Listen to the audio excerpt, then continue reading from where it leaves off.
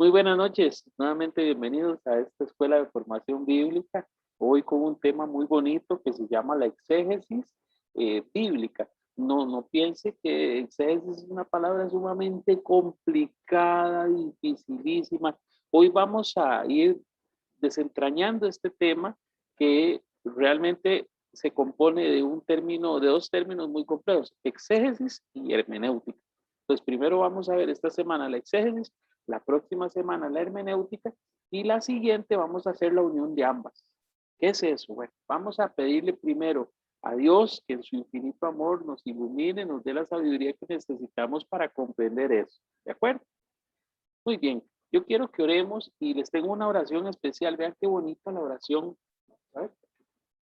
La oración del día de hoy es la oración que utilizó el Papa Francisco en inauguración o en conmemoración de la Jornada Mundial por los Abuelos y los Mayores y los Adultos Mayores que se celebró el fin de semana en la iglesia y que va a ser a partir de ahora en adelante una celebración anual que vamos a tener para recordar la importancia de estar atentos a las necesidades de los mayores, de cuidar a los mayores y de compartir con ellos todo eso que Dios nos ha dado. Entonces, el Papa Francisco ha querido que pongamos nuestra mirada en los adultos mayores, en los abuelitos especialmente, en comunión también con la fiesta de, de, de San Joaquín y Santa Ana, los papás de la Virgen María, para que de esa manera estemos acorde al lenguaje de la iglesia, un poquito al lenguaje de los tiempos. El Papa Francisco nos recalca la necesidad de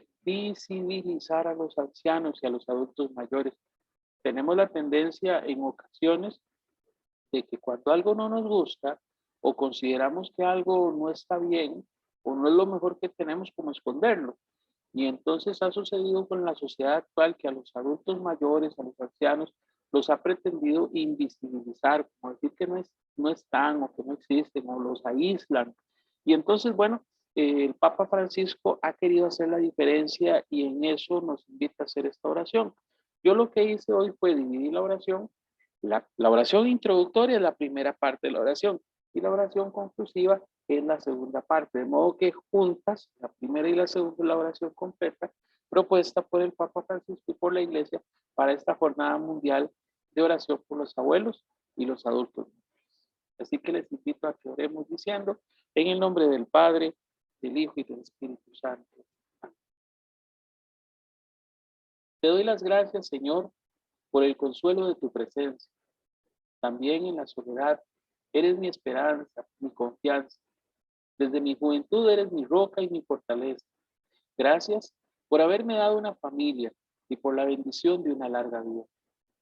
Te agradezco los momentos de alegría y de dificultad, por los sueños cumplidos y por los que aún tengo por delante. Te agradezco este tiempo de renovada fecundidad al que me llamas. Aumenta, Señor, mi fe.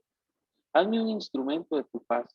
Enséñame a acoger a quien sufre más que yo, a no dejar de soñar y a narrar tus maravillas a las nuevas generaciones. Amén.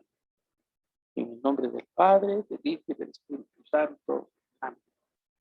Bien, yo quiero aprovechar este momento para darles la palabra. Voy a poner la música en modo silencioso, porque me gusta empezar con música, pero ya después la ponemos en modo silencioso.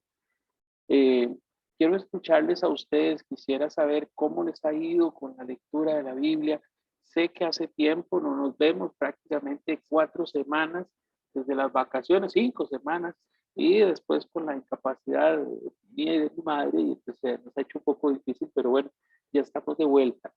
Quisiera escuchar cómo les ha ido los salmos, como la oración oficial de la iglesia, son para nosotros una oportunidad de encuentro con Dios. Entonces, yo quiero invitarles a que me comenten cómo les ha ido, qué les han parecido los salmos, si han tenido la oportunidad de leer, si han tenido la oportunidad de en la misa poner más atención al salmo, llegar a meditarlo en casa, etcétera. Les doy la palabra.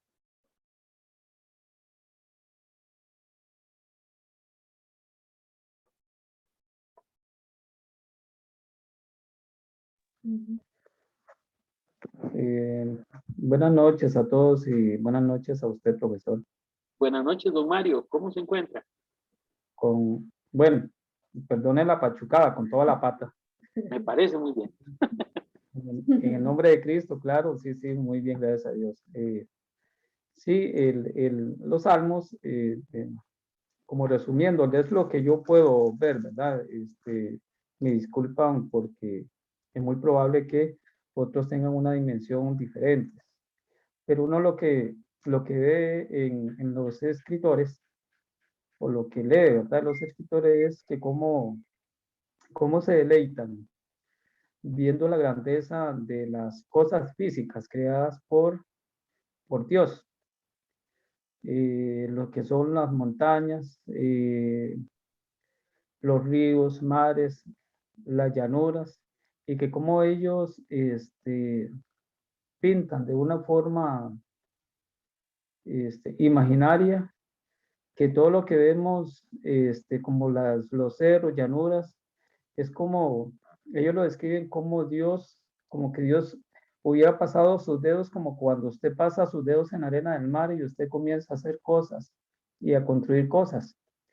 Entonces, lo bonito de lo que he podido resumir en lo que he leído es que como ellos, como también nosotros también se congracia para darnos a nosotros. Entonces, yo rescato la parte bonita de que como ellos agradecen, pero así de una forma más que sentimiento y de corazón, más espiritualidad, agradecen la forma en que Dios, cómo le llena a ellos la grandeza que Dios nos ha dado a los seres humanos. Eso sería Gracias. lo que he podido resumir, ¿verdad? De las cosas de las escrituras por parte de los salmistas, ¿verdad?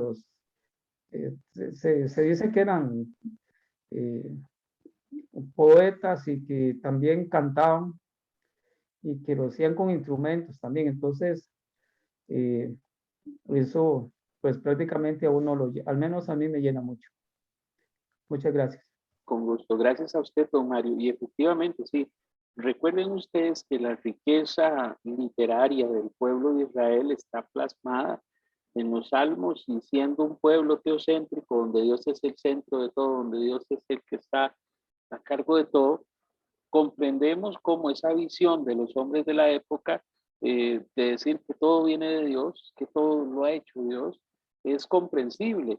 Y también dentro de la finalidad que tiene Dios a la hora de revelarse a los hombres en la escritura, está eso, de que se sientan acompañados, que se sientan amados y que se sientan entendidos por un Dios que es creador y es un Dios cercano. ¿Alguien más que desee participar y nos cuentes cómo le ha ido con su experiencia con los salmos?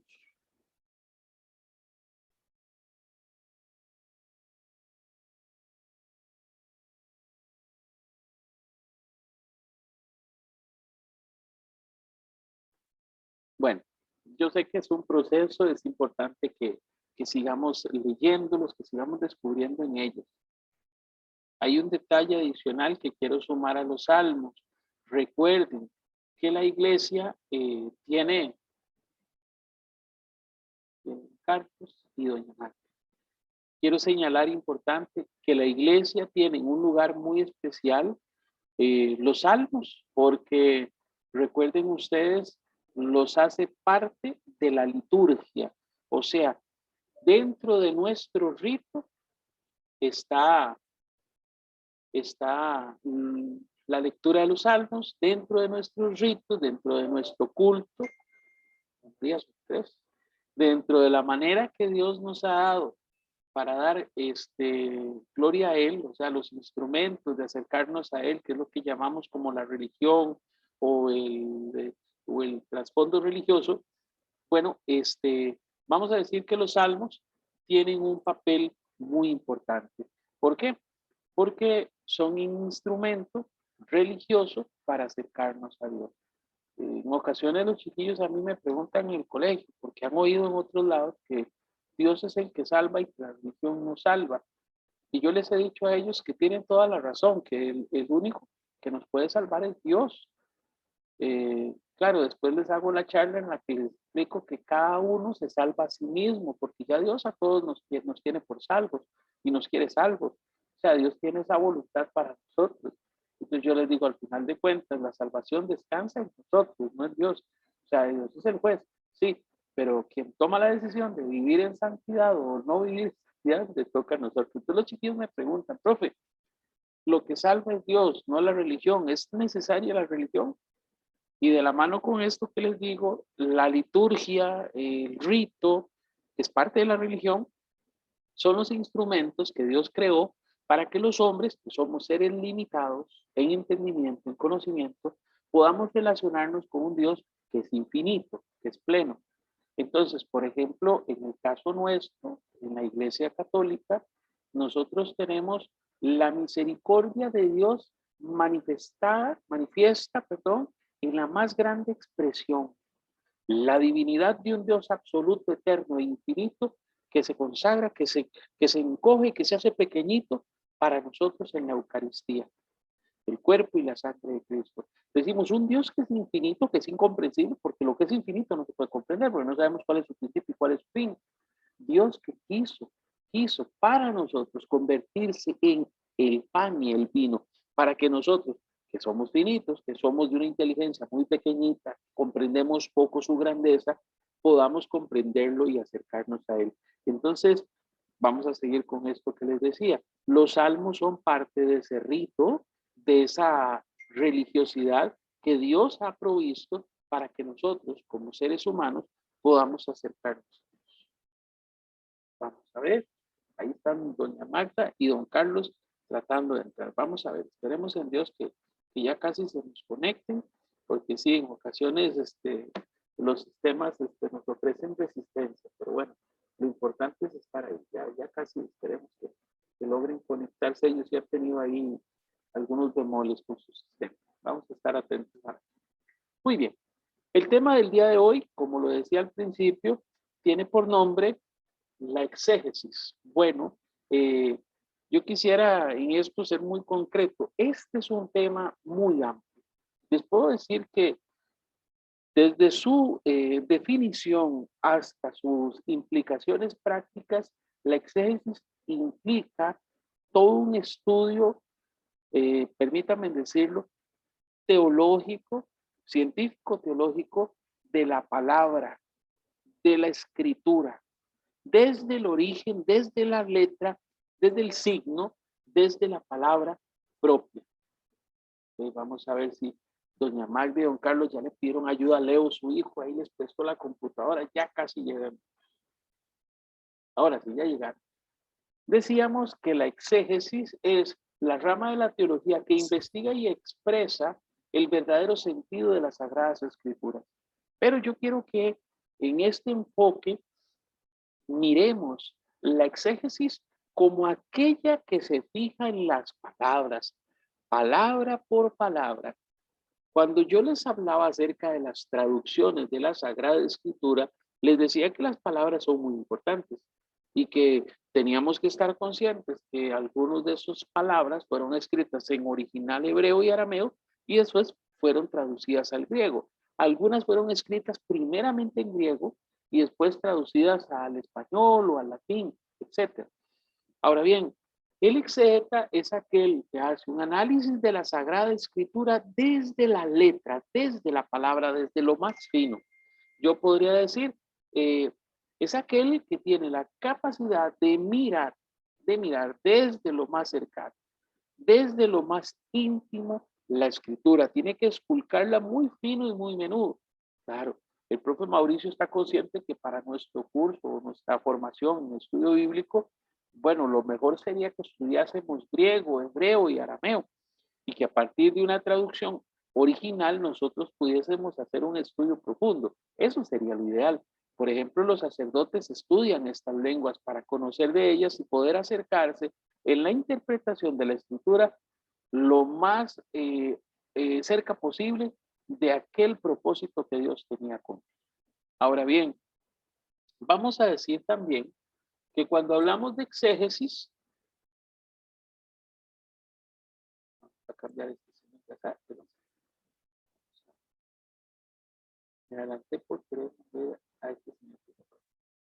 El exégeta no pregunta cuáles son los libros que componen la escritura, ni investiga cuáles textos son auténticos, ni tampoco estudia su doble autoría, si lo escribió fulano o mengano. No hace un análisis de la canonicidad. Recuerdan, el criterio del canon, la lista. El exégeta acepta o da por sentado que los libros que componen la Sagrada Escritura y que, bueno, vamos a decir, como consecuencia de la historia de la iglesia y de la autoridad eclesiástica, son parte de esa escritura, son parte de ese canon establecido por Dios. Ok, profe, entonces el exégeta agarra la escritura ya como está, sí, ya como está. De hecho que vamos a decir que él es obediente al Concilio de Trento al considerar la versión Vulgata, o sea, la traducción latina de San Jerónimo, como la versión oficial de la iglesia. Y es desde ahí donde trabaja el exégeta.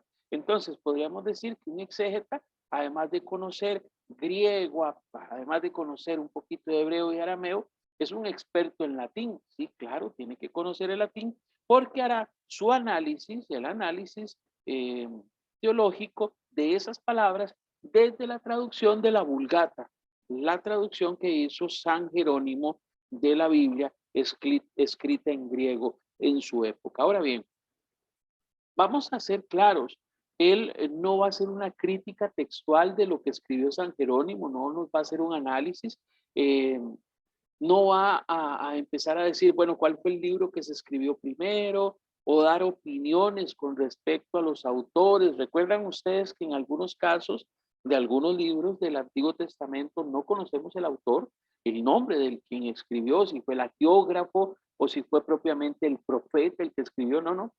El exégeta no se va a detener en esos detalles, sino que lo que va a hacer es enfocarse directamente en tres cuestiones. Primero, el canon, o sea, ¿cuál es la escritura? Ya sabemos, la Vulgata latina.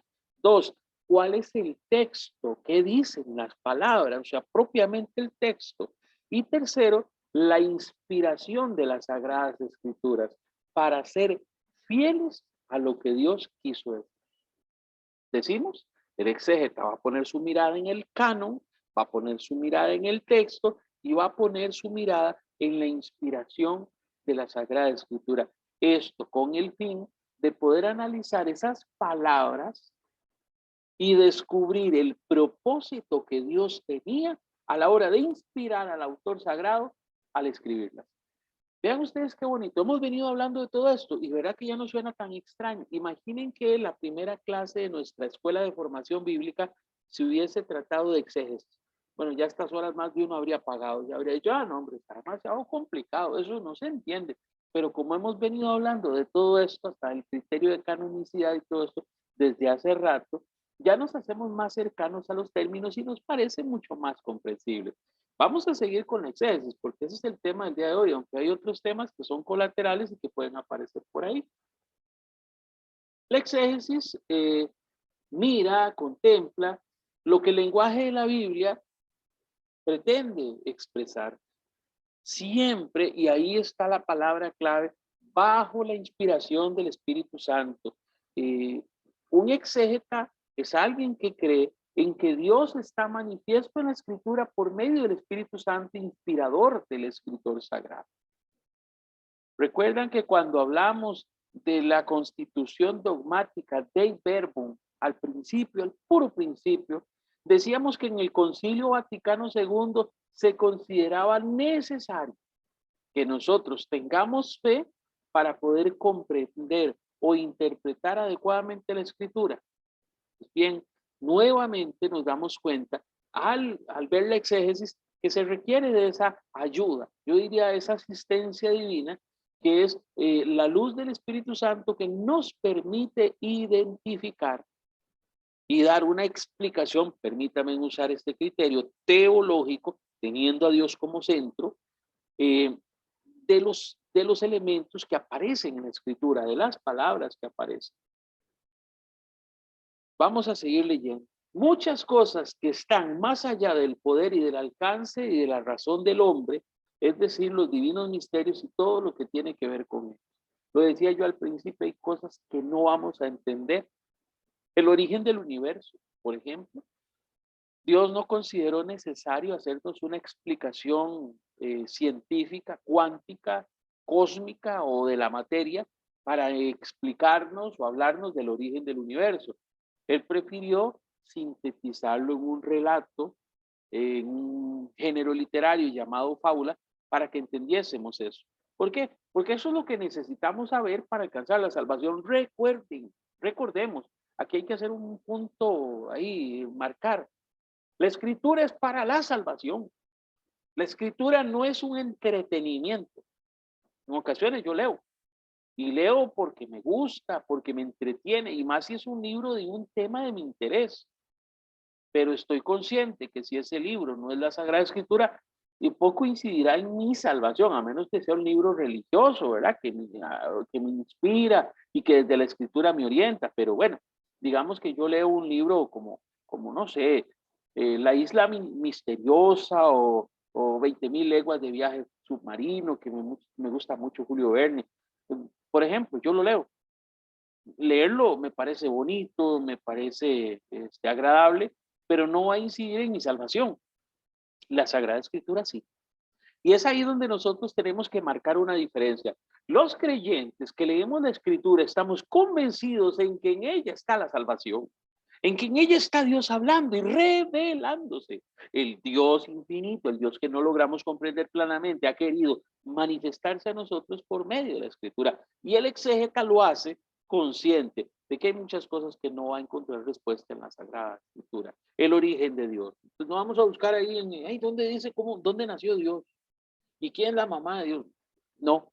Estamos conscientes y el exégeta es consciente que ahí no está la respuesta, que en la escritura no va a encontrar eso, porque son misterios insondables que no podemos comprender.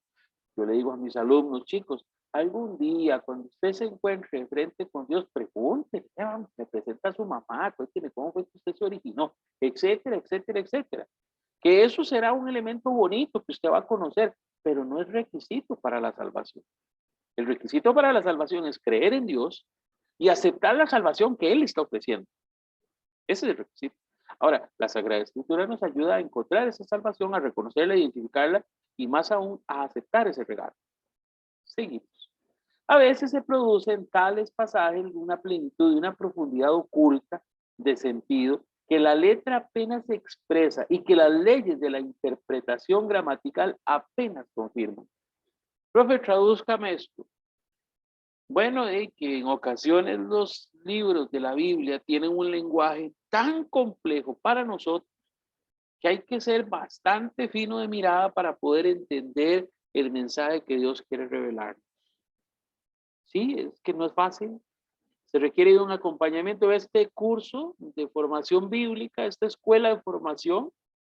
Ya vamos a cumplir 2 años de estos módulos, estamos en el segundo. Yo tengo en CEDES Don Bosco ya 14 años de estar impartiendo escuela de formación bíblica y nunca he dado por terminado el proceso. Siempre hay algo nuevo, siempre hay algo que incluir, que desarrollar. Vean ustedes, ¿qué quiere decir eso? Que hay muchos elementos de la Sagrada Escritura que el más sabio de todos, que el más estudioso de todos los teólogos, siempre dirá, no, encuentro cosas nuevas todos los días, porque el Espíritu Santo sigue revelando, sigue manifestándose. He ahí la diferencia. Un filólogo, un estudioso de las palabras, podría leer la Biblia, pero descubrir el sentido verdadero, trascendental, que va más allá de la tierra y me lleva a la salvación, eso solo hace alguien que tiene fe, alguien que lo está mirando, que lo está leyendo con fe. Y por eso decimos que aunque hay cosas que es difícil comprender, la exégesis va a tratar de ayudarnos a desenrollarlo, de escudriñarlo mejor, para que lo entendamos de mejor manera. Ahora bien, ¿cuál es el sentido del exégesis? Esta imagen que está acá, vean, esta filmina es fundamental en la enseñanza, de hecho que tiene todo un trasfondo, ¿verdad? Que yo diría, toda esta sería una clase para hoy, pero yo voy a tratar de sintetizarlo en 2 horas, no, mentira, en unas cuantas palabras. Hay que reconocer que las Sagradas Escrituras están envueltas en una determinada oscuridad religiosa. Oiga usted, entonces no falta el chiquillo aquel que es medio revolucionario y que ahí está el oscurantismo de la Iglesia Católica. No, no, tranquilidad. Yo sé que ustedes no son chiquillos y no están pensando eso. Cuando hablamos de que las Sagradas Escrituras están envueltas en una determinada oscuridad religiosa, significa que el contenido del mensaje revelado por Dios en la Escritura requiere de una atención muy precisa. No es como un manual donde dice cómo hacer las arepas.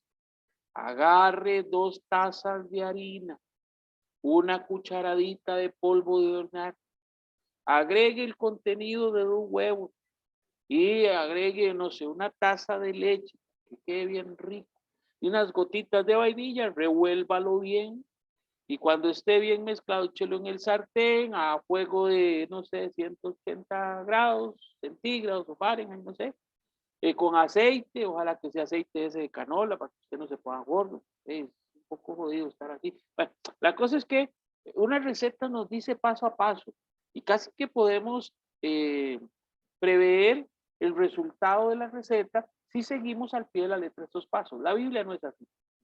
La Biblia no es una receta de cocina, ni pretende serlo, si bien es cierto, nos da algunas pautas o directrices a seguir para comprender cuál es el propósito de Dios para nuestras vidas.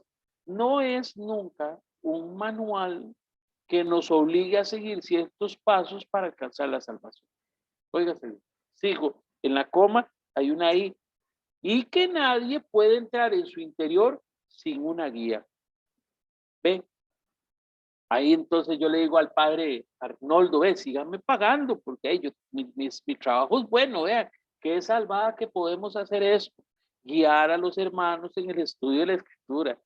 Sí, me da risa porque yo no soy guía así para nada, pero permítanme decirles, es necesario. Dios mismo lo dispuso así.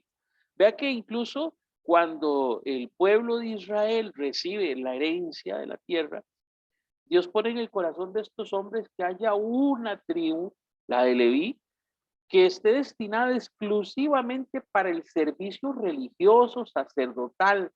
De ahí salen los fariseos, los saduceos, todos estos maestros de la ley, estudiosos de la palabra. ¿Para qué? Para que enseñen, para que nos instruyan. Y aquí viene ahora sí, como lo enseñan los santos padres, los papas, que en la iglesia nosotros reconocemos en ellos infabilidad, o sea que no se equivocan, cuando están hablando de la Sagrada Escritura. ¿Sí? No le pregunten al Papa Francisco cuál es la mejor selección del mundo, porque él va a decir que es Argentina y todos sabemos que no, ¿verdad? Es Costa Rica. Sí, pues en eso el Papa no es infalible. Ah, pero si usted le pregunta al Papa con respecto al significado, al sentido de la escritura en el Evangelio de Mateo, en el capítulo tal, ahí sí vamos a encontrar ese criterio de infabilidad. No porque el Papa lo sepa todo, sino porque el Papa nos va a decir a la luz de la escritura, a la luz de la historia, de la enseñanza de la iglesia, lo que nos quiere decir la escritura. A lo que el trabajo que muchos exegetas han hecho a la hora de analizarlo. Pero sigamos leyendo. Con el fin de que los hombres las investiguen con mayor ardor y seriedad. Esto es clave. La escritura no es como para andarla en el dash del carro, le decía yo el otro día a mis chiquillos, a mis alumnos, porque a veces uno encuentra algún chofer de Uber o de taxi que es muy piadoso y que anda en el dash de la escritura y a mano, como el arma, como dice Efesios, la espada, los filos, espada, la palabra, y puede ser que con las mejores intenciones, pero no es ese el uso que se le da a la Biblia. No es que yo me detuve ahí en un semáforo y aquí dura mucho ese semáforo, voy a abrir ahí el Evangelio de San Juan, a ver qué me dice. No. Recordemos que incluso la iglesia tiene una metodología que se llama la Lectio Divina, ¿se acuerdan? Yo les hablé de esa metodología que implica meditar, orar, prepararse, respirar, leer, releer, subrayar, para comprender lo que dice la Escritura. ¿Qué es el propósito? Bueno, que se alcance con dificultad, pero y que lo que se alcanza con dificultad pueda ahondar más profundamente en la mente y en el corazón, y sobre todo para que puedan entender que Dios le ha entregado las sagradas escrituras a la iglesia. Uy, profe, eso suena como apologética, como al padre Toro, ¿verdad? Que dice que la iglesia es la única poseedora de la verdad. Bueno, sí, la iglesia somos la iglesia que fundó Jesucristo. Bueno, en esa iglesia vemos católicos. Hay otros que tienen otras denominaciones que, aunque no son parte de la iglesia católica, vamos a decir, el Papa San Juan Pablo II nos recordó que les llamamos hermanos de otras iglesias, porque también siguen a Jesucristo a su manera, pero lo intentan. Entonces vamos a decir que la iglesia es poseedora de la escritura y tiene la obligación de enseñarla. Por eso lo decíamos anteriormente, que cuando vamos a misa, no solo llegamos a la liturgia de la comunión eucarística, no, hay primero una liturgia de la palabra, porque la iglesia entiende el ardor y la seriedad que tiene esto. Y entonces ponen a un especialista, que es el cura, el teólogo, el que estudió años en el seminario, para que nos explique un pequeño pasaje. Sí, yo sé que duran como 20 o 15 minutos en ocasiones. Hay homilías más largas y el padre Prado está emocionado, dura hasta 1 hora y media en una homilía. Pero bueno, vamos a decir que este estudio que hace la iglesia, que le enseña a sus fieles, es precisamente para que podamos descubrir en la palabra todas esas enseñanzas que Jesús tiene para nosotros, o que mejor dicho, Dios tiene para nosotros.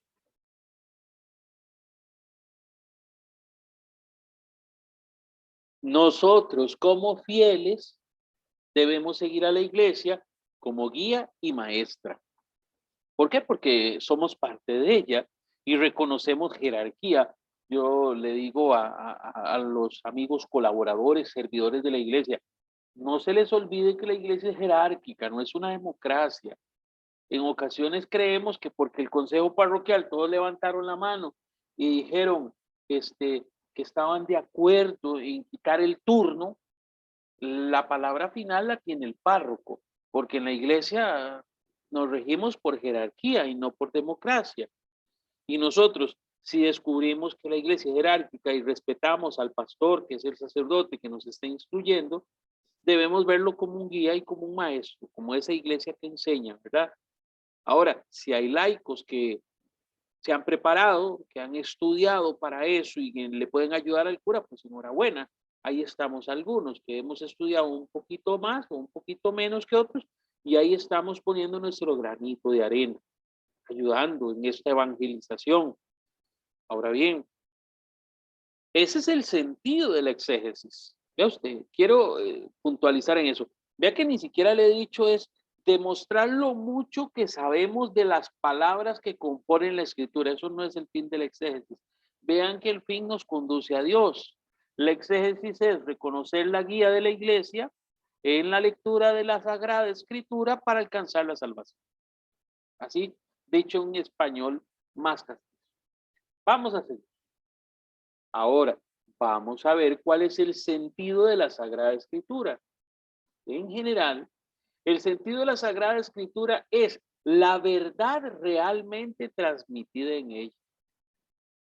El padre Luis Corral explicaba esto muy fácil. Decía, si algo es verdad, lo que se diga contrario es mentira. No pueden haber dos verdades. La verdad es una. Y si alguien dice algo diferente, está diciendo una mentira. Así es fácil, así es sencillo. Y bueno, la Sagrada Escritura es la verdad transmitida por Dios. Nosotros debemos distinguir bien entre el sentido y el significado de la palabra. Y aquí es donde ya nos ponemos como clase de español. Y entonces usted dice, ay, profe, ya se puso como la profesora de español o aquella famosa niña Pochita, que yo no la conozco, ¿verdad? Tal vez alguno de ustedes fue alumno de la niña Pochita, pero vamos a entender que la escritura o la Sagrada Escritura tiene un sentido y tiene un significado. ¿Ok? Vamos a profundizar en eso porque hasta el momento estoy hablando así como profesor de español, pero quiero que comprendamos mejor eso. Vamos al contexto. Yo siempre les digo, miren el contexto de las cosas.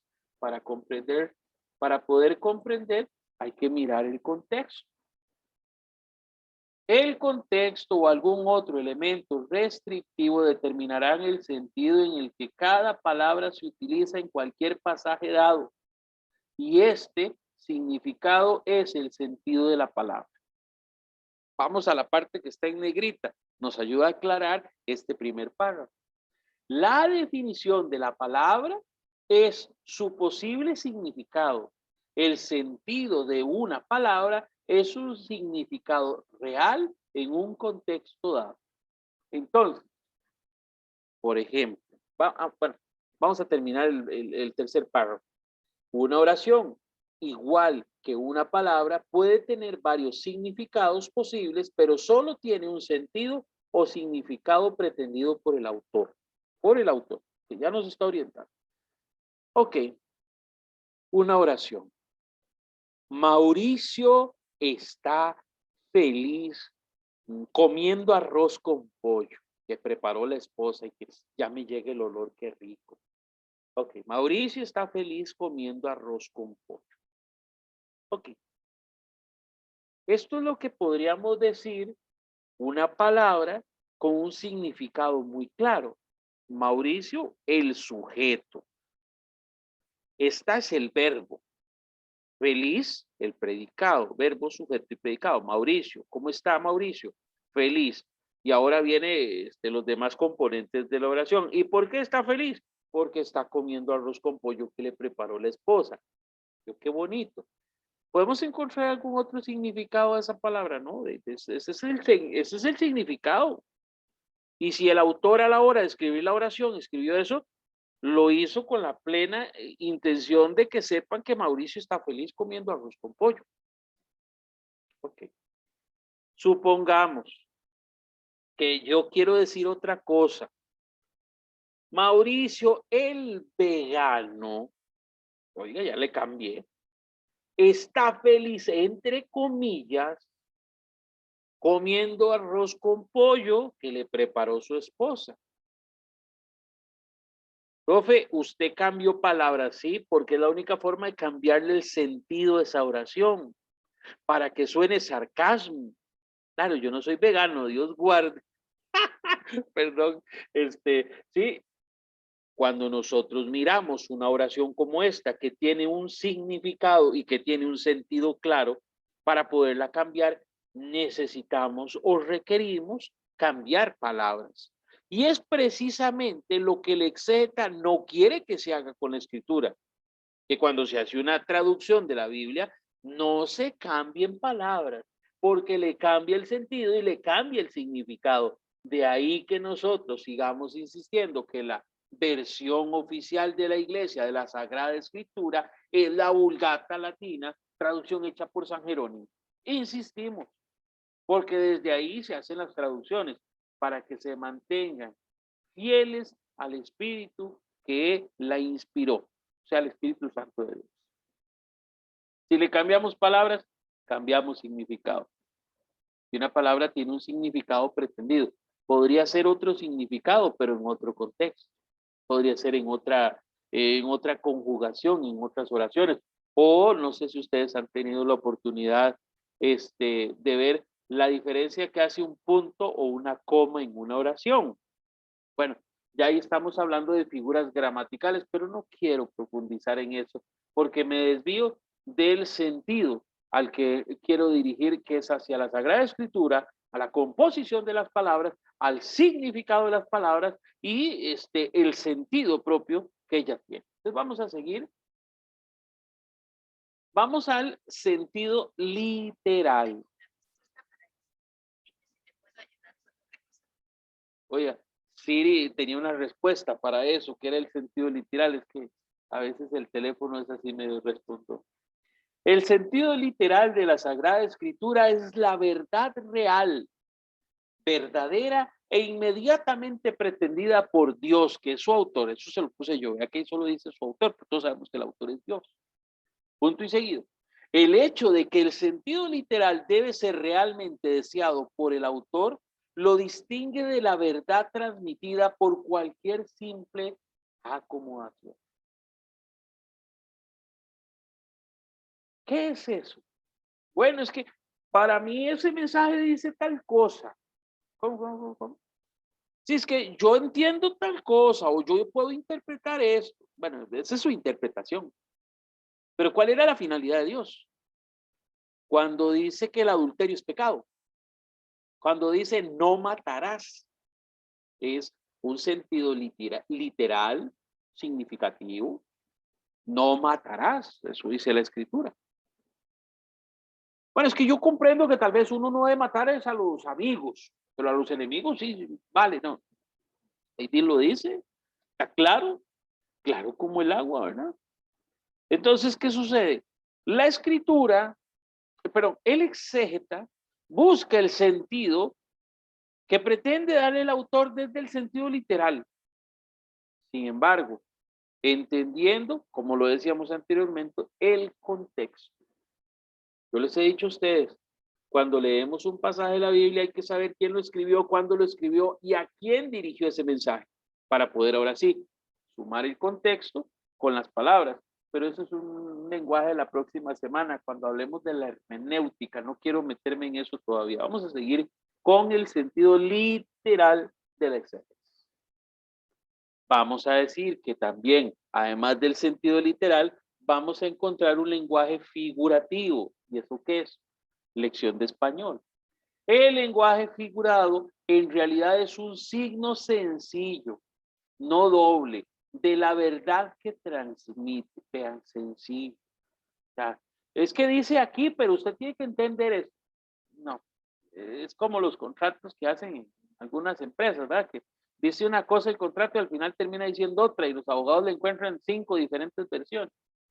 Cuando hablamos de el brazo de Dios, ya ahí puse una imagen de un brazo ahí fuerte, ¿verdad? No queremos decir que Dios realmente está dotado con un miembro del cuerpo, sino que directamente denotamos el poder de la acción de Dios. Recuerdo que en la parroquia Cerrí, el padre le pidió a los feligreses, nos pidió a los feligreses en una época, que había la gente que pedía las intenciones para misa y él era muy puntual y las leía todas, al principio de la misa y a la hora de la consagración, todas las intenciones de la misa, todos los difuntos, entonces incluso mi prima y una tía mía se ponían a contar cuántos difuntos, cuántos nombres y a veces eran hasta 60 o 70 y Dios te hace rier así. Ahora ya no, ahora cambiaron de cura y lo hace resumido, solo al principio le leen todas las intenciones y a la hora de la liturgia cita nada más a los fieles difuntos, ¿verdad? Y si hay un novenario, bueno, citan el nombre de la persona. Vea qué interesante. Estamos hablando de que el poder de Dios es a lo que hace referencia cuando está hablando del brazo de Dios, no a una característica física. No está haciendo referencia a eso. Pero, profe, y ahora usted hablaba en el anterior que hay un sentido literal, sí, el sentido literal, el brazo de Dios, el brazo de Dios. Pero bueno, si nosotros ya estudiamos la escritura y sabemos que Dios es un ser pleno, absoluto, que si bien tiene brazos en Jesús, porque es un ser que vivió, que vive, es como nosotros, Jesús tiene cuerpo, en sus brazos tiene las llagas, lo crucificaron en sus manos y todo. Estamos conscientes que sí, que Dios tiene brazos, pero no hace una referencia biológica o física, sino que está denotando propiamente el poder de la acción. Ah, bueno, yo les decía, la gente pedía en la misa por la mano de Cristo. Entonces el Padre, como por la mano de Cristo. Sí, sí, en gratitud a la mano de Dios o a la mano de Cristo, no me acuerdo cuál era. Y entonces, no, digan en gratitud al corazón de Jesús o al Señor Todopoderoso, a la mano. Entonces se suena así como que una mano ahí está actuando, ¿verdad? Como allá en los locos Adams que salió una mano que caminaba.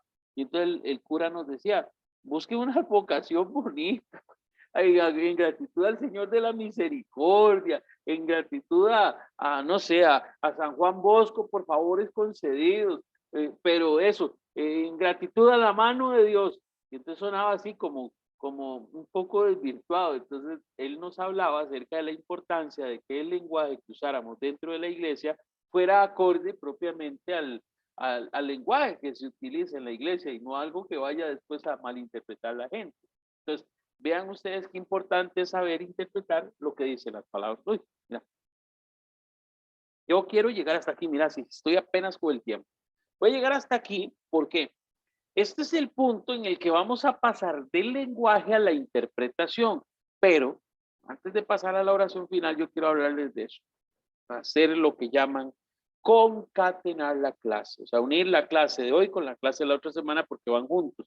De hecho, que en el programa yo les había puesto exégesis y hermenéuticas bíblicas orientadas al Antiguo Testamento.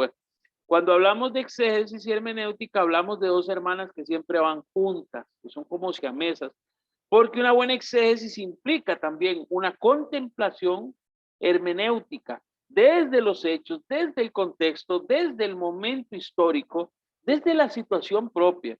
Incluso no interpretamos las palabras de Jesús de la misma forma cuando se las dirige a los fariseos, cuando se las dirige a los discípulos o cuando se las dirige al pueblo, porque Jesús les habla a todos diferentes. Incluso los discípulos le dicen, pero ¿por qué a ellos les hablas en parábolas? Entonces Jesús les dice que son gente muy sencilla y lo que se pretende es que entiendan de esa manera. Por eso yo después les explico a ustedes las parábolas para que ustedes ya después extendidamente les hagan las referencias. Le decía a los discípulos.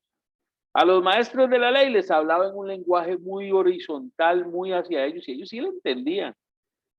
Claro, cuando Jesús le hablaba a los maestros de la ley, sabía que no era con parábolas simples y sencillas, sino que eran parábolas bien estructuradas, porque ellos iban a comprender el sentido de la parábola y porque ahí les iba a revelar propiamente el mensaje.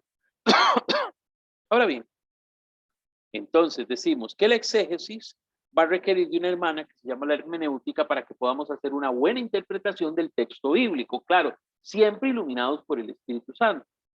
Entonces, yo voy a llegar hasta aquí esta semana para la próxima semana establecer ese lazo, ese vínculo y poder continuar con nuestro tema.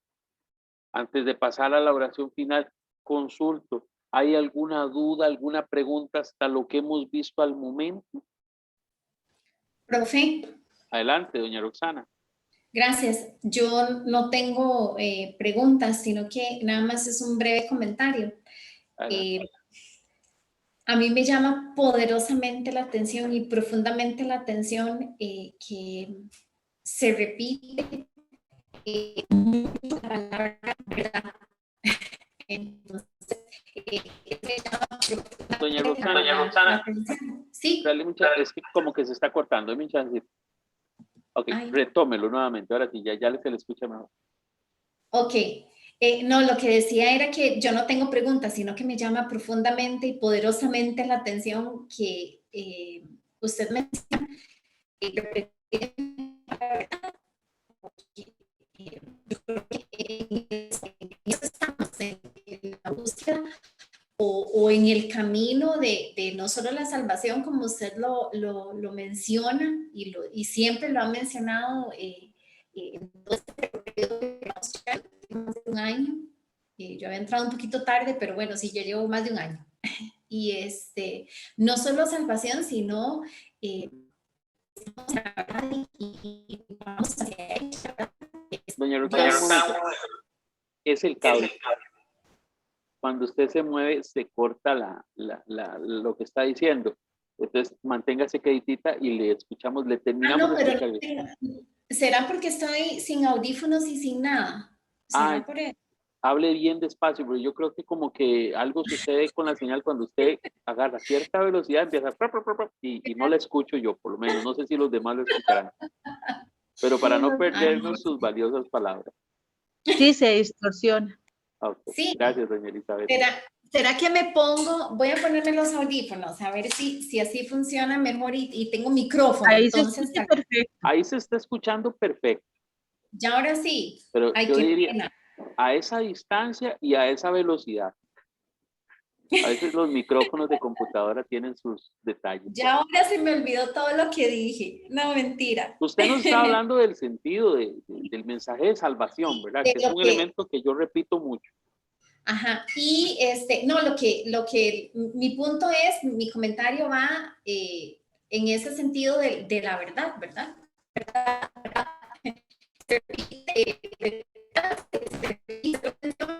Y Y hacia ahí es donde vamos, ese es mi punto, lo que quiero resaltar, que yo creo que si estamos acá es porque somos un grupo de personas que estamos buscando la salvación y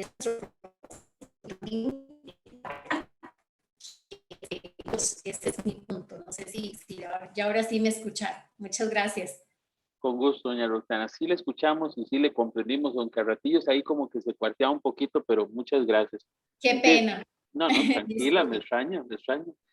Vea, hay algo importantísimo y lo decía yo ahora cuando hablábamos de la verdad. La verdad es una, solo hay una verdad. Y Dios es uno, Dios es verdad. Y dice la Escritura, la verdad os hará libres. Todo esfuerzo que hacemos evangelístico, formativo, de crecimiento en la fe, en el área que sea, en el grupo que sea, al nivel que sea, tiene un solo camino, la salvación. Vano sería nuestro trabajo, nuestro esfuerzo, si no tenemos puesta la mirada en esa meta, que es la salvación. He dicho que usted ha logrado verlo así, que se siente parte de esa búsqueda, porque estoy seguro que Dios, acompañando su búsqueda, va a tener para usted también una gran respuesta al final de su vida y le pueda regalar esa plenitud que tanto ha buscado y que todos, yo espero, tengamos allá en la vida eterna. O sea, que va a decir hoy ya todos en el cielo con Dios preguntándole un montón de cosas. Oiga, yo me imagino, bueno. Muchas gracias, doña Roxana. No sé si alguien más tiene alguna consulta. Gracias, profe. Qué lindas palabras. Muchas gracias. Para servir. ¿Alguna otra consulta o algún comentario?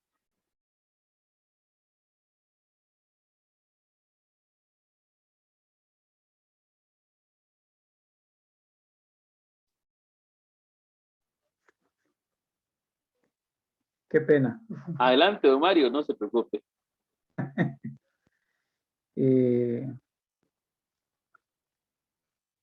Sí, sí me encantaría mucho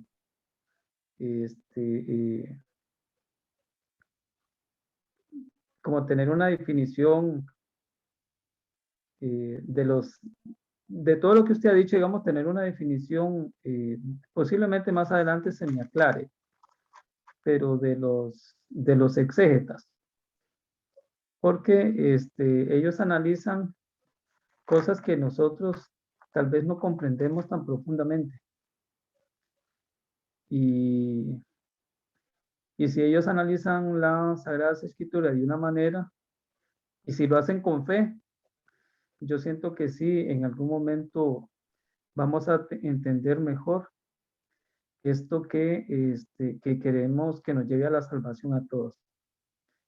Eso era lo que quería como agregar o decir de todo lo que usted nos ha facilitado para nosotros poder entender esto. Muchas gracias, don Mario. Yo, de hecho, que la presentación la comparto porque ahí vienen algunos rudimentos. Cuando digo rudimentos, son lo más básico, como lo más esencial para que ustedes lo tengan ahí como definición. Sin embargo, usted tiene toda la razón. Cuando hablamos de un exégeta, es como que yo siente, por ejemplo, a un chiquillo de 15 años y a un cardiólogo de 20 años de experiencia, a los dos en una mesa, a los dos les dé un lápiz y una hoja en blanco y les diga, dibujen un corazón. El chiquillo va a hacer así de fácil, un corazón. Y entonces el médico me dice, ¿usted quiere que dibuje los ventrículos, las válvulas externas o también haga una visión interna del corazón con sus separaciones? Claro, porque para el cardiólogo es su mundo, el corazón es su mundo, es su vida, ha estudiado años y años eso y tiene un montón de cosas. Y además del corazón quiere que haga las arterias. No, el niño nada más va a ser así, el chiquillo de 15 años, el corazón que le hace a la novia ahí, eso es todo. Es interesantísimo, pero sucede lo mismo en teología, en exégesis, en hermenéutica. Siempre las personas que están especializadas en eso van a tener una visión muchísimo más profunda. Por eso les invito yo siempre a leer los pies de página de la Biblia, porque son compuestos o desarrollados por exégetas y por teólogos muy buenos.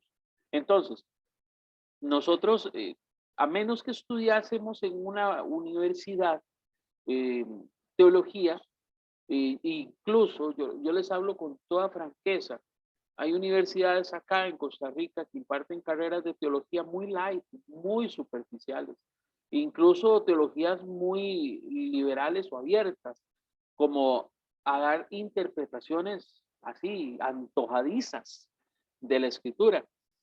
Yo diría que hay, son pocas realmente las fuentes donde se puede encontrar una buena formación teológica, pero sí las hay. Principalmente las universidades católicas fundadas por congregaciones religiosas que tienen su fama por la formación que dan, ¿verdad? Pero igual coincido con usted totalmente, don Mario.